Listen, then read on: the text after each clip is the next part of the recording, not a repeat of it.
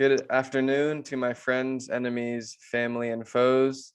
Today I'm with Loki Mole, who is the chair of Fair Elections Florida. He is a member of the Young Democratic Socialist Alliance at UCF and in Orlando, and he hosts a YouTube channel called Manzana Alert. How you doing today, Loki? I'm fantastic. Thank you for the shout out on everything. How are you doing, Michael? I'm good, man. I'm looking forward to having a guest on my channel today because I have not done that yet. And I Yeah, am sure a lot of the viewers are curious about what ranked choice voting is because that's what I brought up when I introduced you. So, all right. So can you tell me a little bit about ranked choice voting? yeah. So ranked choice voting, essentially what it is rather than doing how we do it now when we vote and just voting for one person, you say, this is my first choice, but you can also have a second choice, a third choice, a fourth choice, as many choices as you want.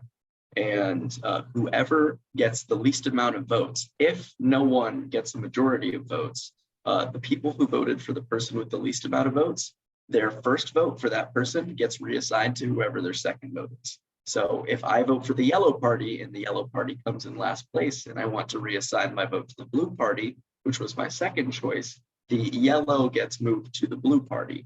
And votes are moved from the least vote getters up to other candidates until someone has a majority. So this does a couple things. First of all, it ensures that no candidate can win without getting at least 50% of the vote, which there's no reason why a candidate should be able to hold office if not even half of the people wanted them there in the first place.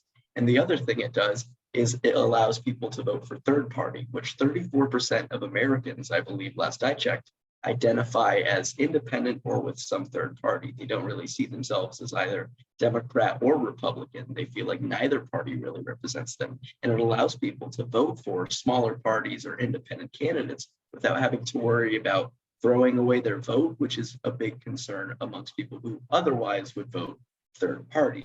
So it would allow them to vote for whoever they want. And if it doesn't end up working out, well, they have a backup plan. But they don't have to, vote for the lesser of two evils right off the bat. They can vote more tactically, but also not have to throw away their conscience pretty much. So it makes the voting experience better for voters, but it also makes the election system better in general because it makes sure that elections are more representative of the people who are voting for them. That's awesome because I'm always hearing about, well, I want to vote third party, but my vote is going to get wasted if I vote for a candidate that's not a Democrat or Republican. So Yeah, what you're describing now sounds like a system that would incorporate everybody's values and beliefs and make sure that the elections are the most fair as possible. absolutely. So I wanted to ask, where in America have we seen ranked choice voting be implemented, and has it worked? So we have seen ranked choice voting implemented on a state level in Maine. Maine was the first state to enact ranked choice voting, and they have had that since 2016. And since then, they have done all of their elections using a ranked choice voting system. So they elect the president using ranked choice voting. They also elect senators and House members and mayors and state House members, and everyone is elected using a ranked choice voting system. And the consensus seems to be that ranked choice voting just makes the voting experience better. We've also seen that Maine has a lot more third-party candidates who are winning in local elections. No third-party candidates are really winning statewide races yet, although they do have one independent senator, although I'm pretty sure he was there before ranked choice voting. But it has helped to foster a culture of voting for independent candidates and third-party candidates that really wasn't there quite as much before, and I think that it could do the same elsewhere. I mean, that's really why I got involved with it, is because I am one of those people who does not feel represented by either of the large parties. And I wish that there was more of a culture of, voting for smaller parties who you feel actually better represent you. And I think that what we've seen in Maine is that ranked choice voting allows you to do that. The other benefit, other than third parties, is of course, like I said, it just makes elections better because it ensures that no one can win without getting a majority. Also in Maine, there was a House election. I believe it was either for House District 1 or 2. It's whichever one doesn't have Portland, which is like the big bastion of liberals in Maine. But I digress. That district, if they had elected people using simply whoever gets the most votes wins, they would have had a Republican, right? Because there was an independent there who got a little bit of the vote, but it was enough to make sure that no one got a majority, right? And so Republicans were able to win because people who would normally vote for Democrats voted for that independent candidate instead. So, but because they had ranked choice voting, those people who voted for the independent candidate were allowed to switch their vote to the Democrat, and the Democrat ended up winning when at first the Republican ended up winning because the independent voters were able to say, well, my candidate didn't win, but I prefer a Democrat over a Republican, so I'm going to move my vote to the other candidate. Beautiful. Do you think that if ranked choice voting doesn't get implemented, we will continue to have the same old of two corporate candidates who don't represent the values of the people that are there to serve the military industrial complex, that are there to serve the pharmaceutical companies? Do you think that if we don't have ranked choice voting, that will continue to be the norm as it has been for decades? Absolutely. I think that as things stand right now, the only reason that both parties are able to get away with that is because if you are someone who stands against those things, what is the party that stands for those values at least more? It's the Democratic Party. If you stand for those things, you're definitely not going to vote for Republican. But if you vote for Democrats, you are going to do it begrudgingly. And you kind of just have to hope that whichever Democrat you're voting for actually cares about those things and is actually going to do those things once in office.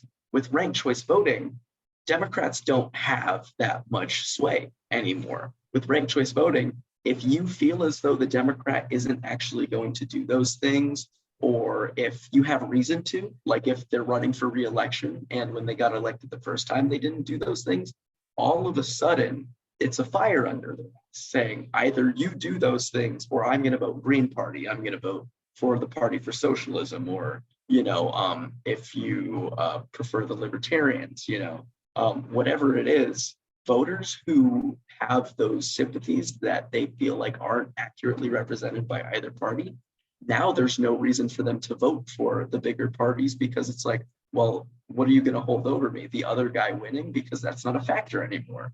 Because with ranked choice voting, I can vote for whoever I want without throwing away my vote, pretty much. That's one thing I find very disappointing in the current system is the Democratic Party will kind of put this chokehold on a lot of voters who are like leaning towards third party, but they'll say, well, like if you vote for the third party candidate, it's your fault if Donald Trump wins. So therefore you have to vote for Biden, even though you might agree with Howie Hawkins' platform 10 times more.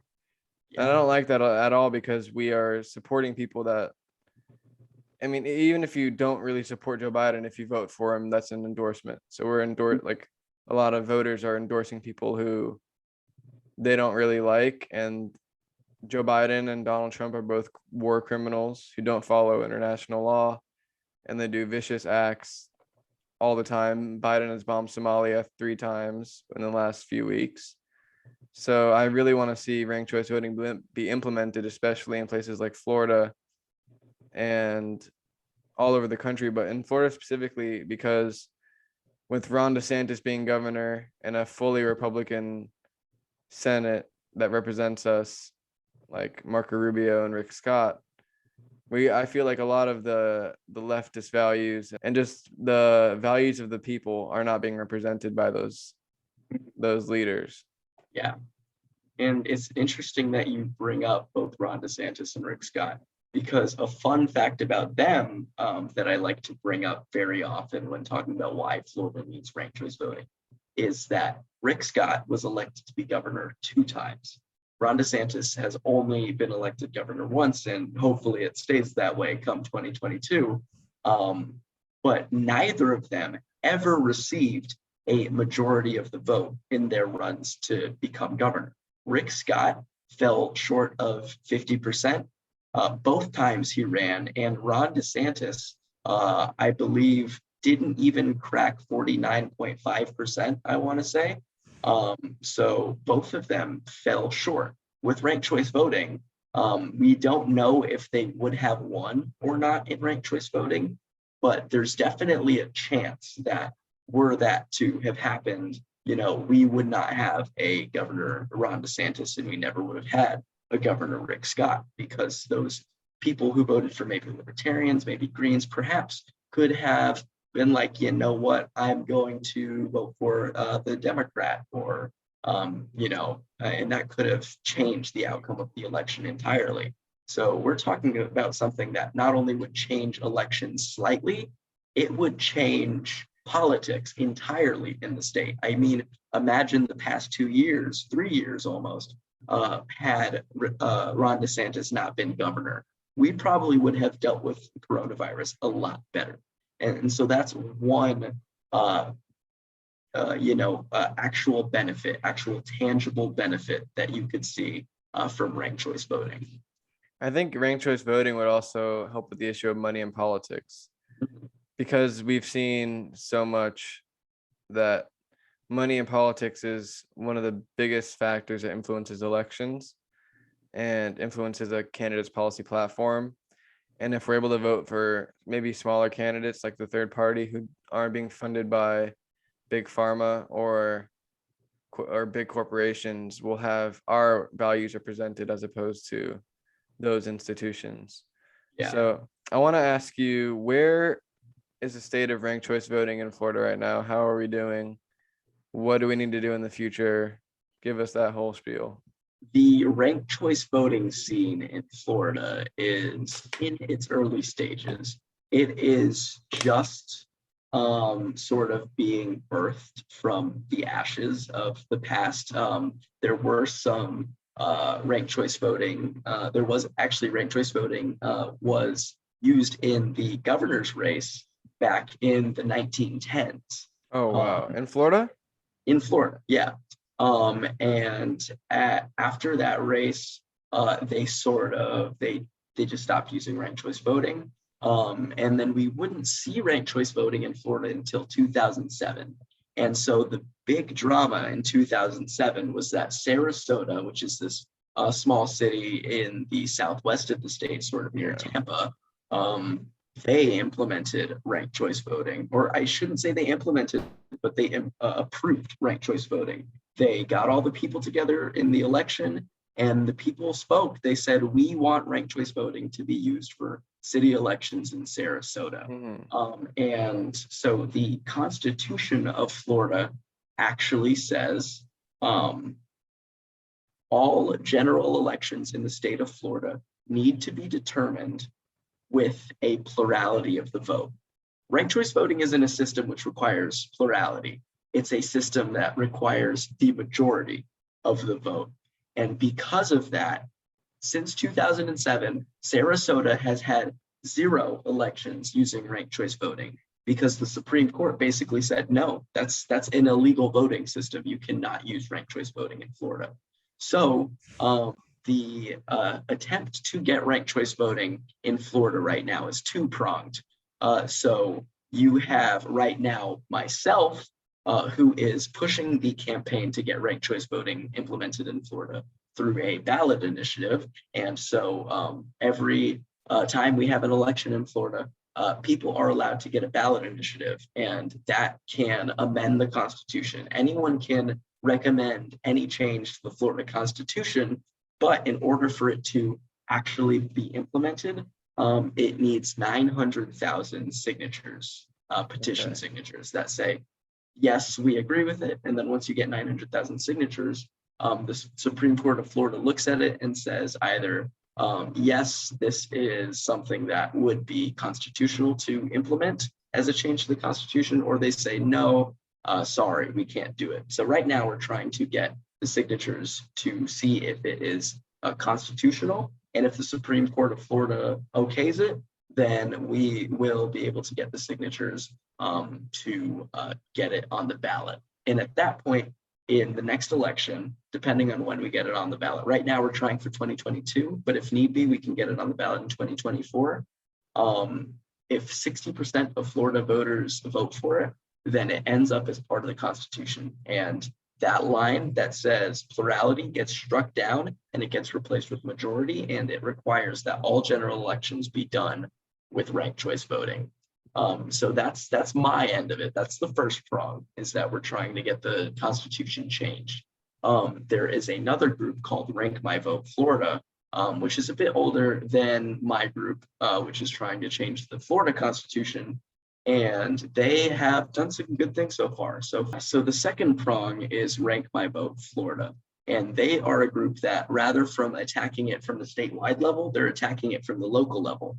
And the first thing they did was, there's a lot to, gather. It's a very complex situation, but the simple way to say it is that the way that the Florida Constitution defines general election is that municipal elections do not fall under the definition of general election as defined by the Florida Constitution.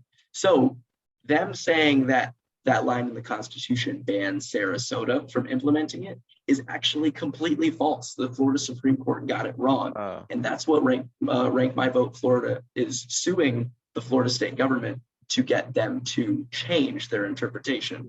And so I believe they are successful, either that or they foresee themselves being successful. But at that point, you still wouldn't be allowed to have it for any races like county races, or like school board races, but you could have them for citywide races and municipal elections.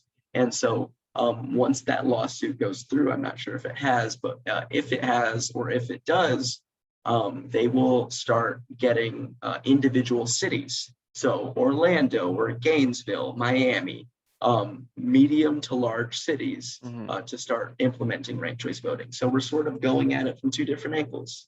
They're at the local level, we're at the statewide level. And we're hoping that through our synergy, we can get it implemented in Florida, or at least as implemented throughout Florida as we possibly can through small steps. So right now, that's what we're focusing on, is trying to get it statewide, but in the meantime, getting it implemented at the local level as well. So that is the state of ranked choice voting. It's a bit of a long shot for both of those efforts, but we've made some headway. We have gotten endorsements from political parties who have pledged to get us several thousands of signatures for a petition. And they have gotten small city councils like Clearwater to approve ranked choice voting. So hopefully we can be successful as possible to get ranked choice voting in as many places, if not all across Florida. So I just want to make sure this lastly that I'm following along before we transition to another topic. But so we have to get those 900,000 signatures, and if we give that to the Supreme Court, they could say, all right, we're for this, or they could be like, you got all the signatures, but we don't care. It's not constitutional and we don't want that in our state. Yeah. Could they essentially just like toss it to the side? Yeah, so the Supreme Court is supposed to be impartial. They're not always impartial in practice, but it's not like they would just say, we don't like this, throw it out. Usually it's some problem with the way that a petition is written. For instance, there was a petition to get recreational marijuana legalized in Florida. And the Supreme Court of Florida saw it. And they thought that the language used was too liberal because it said that, it was permitted. Marijuana use was permitted. And their interpretation of that was, you can't just say that it's permitted. You have to have certain regulations because it's not federally legal. And so if you were to tell people that it was 100% legal, that would be false. You would have to write it in a way that, takes into account that it is federally illegal. And so they said, this is written poorly, so we're not going to do it. Now, a different amendment to get recreational marijuana legalized in Florida might be successful if it uses more, precise language. But generally, the Supreme Court isn't just going to say that they don't like something. They will only really ever strike things down if they think that there is a legal issue with the way that something is written. Okay. Well, I really do hope that your efforts are successful, because I Thank you. know that changing the system of elections will not only affect the way politics works, but the amount of help that poor people are getting, working families are getting. Because if we have a candidate who's up there fighting for the values and the will of the people, that would be groundbreaking enough. Mhm. Because as it stands right now, we don't really have anybody other than the squad in Congress who I have my disagreements with on strategy, not necessarily policy.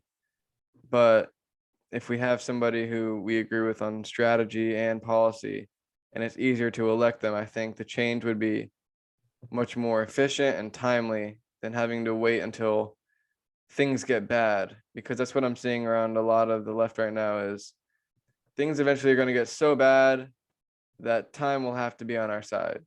Yeah. And I don't disagree with that. I just don't want that to be the norm, because Mhm. that's what I'm seeing. And I know that with the elections that we are having, they're very rigged and plagued with money, and they're all being bought out by people we don't even see. They're behind closed doors, and I want to see all that change.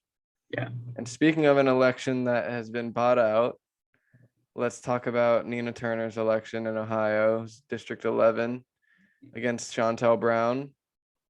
And what do you think about what happened in Ohio?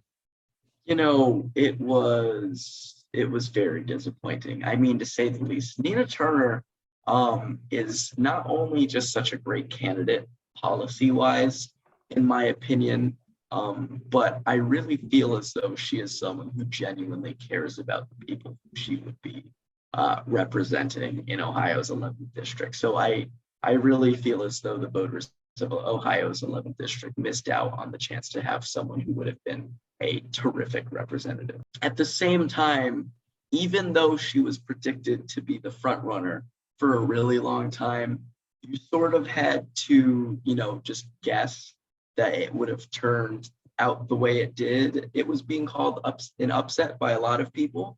And I mean, for good reason. Nina Turner was ahead in the polls by far very early.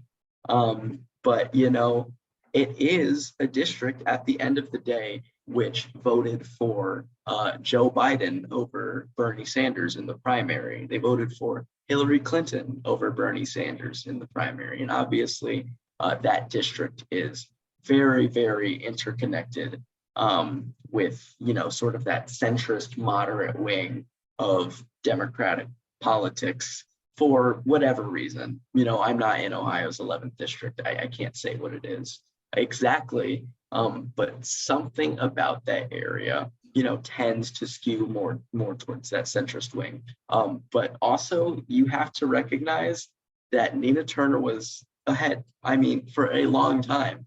And she really should have, done better. Just based off the polling, based off of all the predictions, it looked like she was going to do better.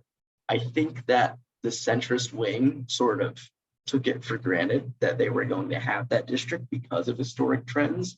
And that's why they came down so hard, so viciously in the last couple of weeks of the campaign with all of the ads and so much funding to sort of, try to skew off, like shoo off the progressives who were making headway in that area. So yeah, I think that's what was the most disappointing, is seeing Nina be in the front for so long and it's very infuriating to see the establishment get so desperate that they start pulling all their cards to try and shame her and smear her for things that she really is not. There was a super PAC that was funded by GOP donors that went in to endorse Shontel Brown, and Hillary Clinton was also endorsing Shontel Brown. Hillary Clinton is Mrs. Democrat. I don't like Republicans, but for some reason, Hillary and the Republican super PAC are donating to the same person. There's something fishy there. We also have Nina Turner, who has around 487,000 followers on Twitter, while Shontel Brown has 18,000. I mean, the popularity difference is massive and it's clear. But I think the biggest takeaway I'm trying to get from this loss is how crucial the money and politics issue is, which is why I wanted to talk to you about ranked choice voting in the first place. Yeah. And we really see how, again, I brought up in my previous video discussing the loss, an Israeli super PAC started giving millions of dollars to Shontel Brown in the last few weeks, and they're called DMFI, and not even necessarily, they were not necessarily putting ads out advocating for why Shontel Brown was a better candidate. They were not saying what Shontel Brown is like as a person. They were only putting ads out specifically to tar and smear and shame Nina Turner for things she has said in the past. Yeah. Like voting for Joe Biden is a half bowl of shit and voting for Trump is a full bowl of shit. I mean, I agree with her on that, but it's like you can't just like, I just don't find it fair that we can have somebody who is not even going to be representing us just be bought out by super PACs that just want to smear and tar people that are actually there to help the citizens of this country that are struggling under this pandemic. Yeah. You have the eviction crisis that's about to blow up, but thanks to Cori Bush, it's on hold right now for what she did on the steps of the Capitol. But if we continue to have this issue of the centrists always uniting much quicker than the left, I think we're going to continue to see these losses on a much larger scale, because the left has been infighting for the past few years, as I'm sure you've seen. Yeah. Somehow absolutely. the centrists are always able to unite and hold hands and cuddle like they've been missing each other for a few weeks or however long they've like not seen each other. Like Hillary and Republican donors are, okay, we're going to unite on this front to donate to a Democrat who has just funneled millions of dollars to her boyfriend's companies, which is blatant corruption. It's very disgusting. As far as all that goes, there's really no other way to explain it other than the progressive wing of the Democratic Party is obviously better. Yes. Okay. Yeah. There's no other way to explain all that really, other than the progressive wing of the Democratic Party clearly scares the people who have the money. It clearly scares off both centrist Democrats and Republicans who have the money to fund these campaigns, right? And so when the alarms start going off, oh, Nina Turner might actually win, the people who seek to gain from a progressive Democrat like Nina Turner not being office are all able to unite out of that shared fear of someone who's talking about actual change, because the power, and this is just the truth about American politics, is that the power does not lie with the voters. The power lies with the people with the money to influence the voters. And that's just how it is. That's how it has been, for as long as I can remember in American politics. And it's just a real shame because individual voters just do not have power over their own government. And, how can you even call yourself a democracy at that point? There clearly needs to be a broad change. And I am right now currently advocating for changes to the way our election systems are done, because I think that's the first step, is getting an election system which is more representative of people, but there's so much that needs to be done to change the way that voting is. We need to get money out of politics. We need to make sure that people can vote for who they want to vote for. We need to make sure that everyone has access to the vote through things like automatic voter registration and mail-in ballots being guaranteed to everyone, so that if people can't make it to the polls, they can still vote from home, even if they are, like many working class people, working all the time. And so they can't make it to the polls, but they can send in a ballot. There are lots of things that we can do that would make it a lot easier for normal people to have a lot more sway in their political system. And so there's a lot that needs to be done. But I think that if we unite and we work towards these things, that we can get them done. I really do. I agree with you completely, and I'm on board with you, but I do want to address that I hear something from my friends and my family a lot, because I know what you said to me is not overwhelming, but to some people it's like all the things he said, all the signatures he needs, what can I do in the system? And I hear that so much, and they're always saying, well, what can I do? And how can I change this? So the system is so overwhelming and so overbearing that I, as one lone individual, will have no impact on the outcome of elections, on the outcome of policy or legislation. I want to remind people that we are the ones who hire and fire these politicians. That's the way the founding fathers intended for it to be. We are the bosses of the people that are serving us. These politicians are meant to be working for us. And I don't want people to lose that power that we have, that individual power, to make sure that we get what we need done. You know, I want to see us retouch that spark that should define American politics as that democracy. Yeah. And I really want to encourage, well, I've got a couple, calls to make, calls to action. The first one is, I am just one person, and what I was able to do was I was able to get a ballot initiative started to change the Constitution of Florida. It's a long shot.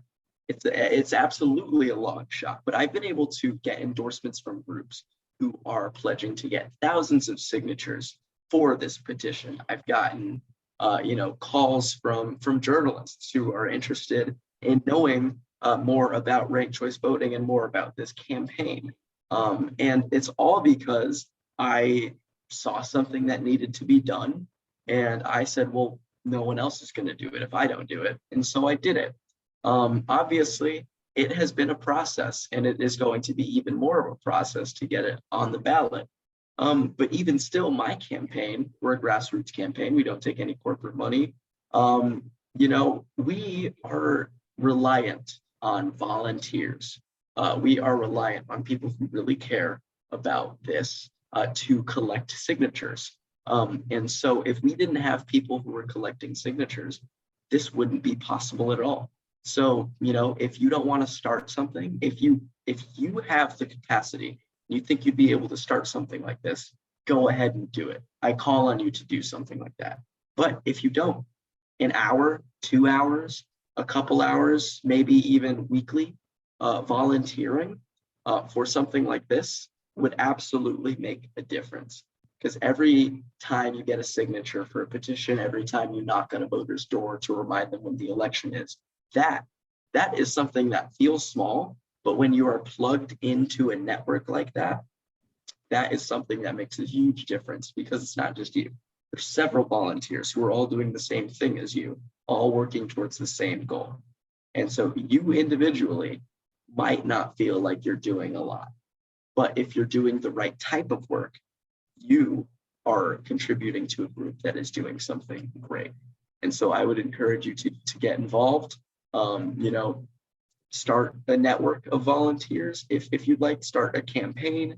If you have that sort of energy, that sort of drive, that sort of time, start a campaign. Or if you don't have the time to lead something yourself, every single campaign for any cause you can think of is always looking for more dedicated people who would be willing to volunteer some of their time to help them do whatever it is that they're working towards. And that would be something that would genuinely make a difference. Even if it feels like it's something small, it would make a difference. I promise you. Well, Loki, thank you so much for your time today and explaining ranked choice voting to the voters, discussing the internal election. I feel very inspired after having this conversation to go out and do some volunteering and some political organizing and some political action. So again, his channel is the Manzana Alert. Check it out if you would like to see some more of Loki's content, and please check out some ranked choice voting information. And if you live in Florida, comment on this video or comment on Loki's video. We can get you some petitions to fill out and send to your friends and family. So thank you for being here, bro. I appreciate it. And thank you for having me, Michael. And if anyone's interested in donating to the campaign to get ranked choice voting in Florida, or even if you just want to sign a petition, the website is fairelectionsflorida.org, and you can do all of that there. So I hope to see you there. And once again, Michael, thank you for having me. No problem. I'll be putting your channel description and the link to the Fair Elections website in the description as well. Yeah, so, awesome. Thank you so much. Yeah, man. Thank you. Have a great day. Yeah, you too. Take care.